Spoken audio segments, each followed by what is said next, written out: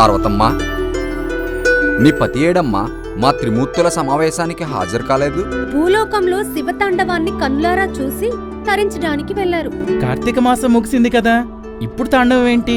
అఖండ మాసం మొదలైంది కదా, ఆ తాండవాన్ని వీక్షించడానికే వెళ్లారు. అఖండ తాండవా? ఈ అఖండ ఎవరో గాని శివుని అంశతో జన్మించినట్టున్నాడు.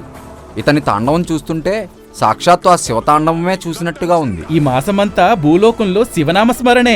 పార్వతీదేవి చెప్పినట్టుగా ఇది నిజంగానే అఖండ మాసం.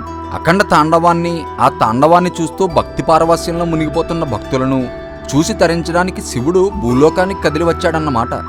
అందుకే మన త్రిమూర్తుల సమావేశాన్ని కొంతకాలం వాయిదా వేసుకుందాం. అలాగే చేద్దాం. అయితే అప్పటి వరకు మనం కూడా అప్పుడప్పుడు భూలోకానికి వచ్చి అఖండ తాండవాన్ని వీక్షించి వెళ్దాం. నా మనస్సులో మాట మీ నోటి వెంట వచ్చింది. ఇది అఖండ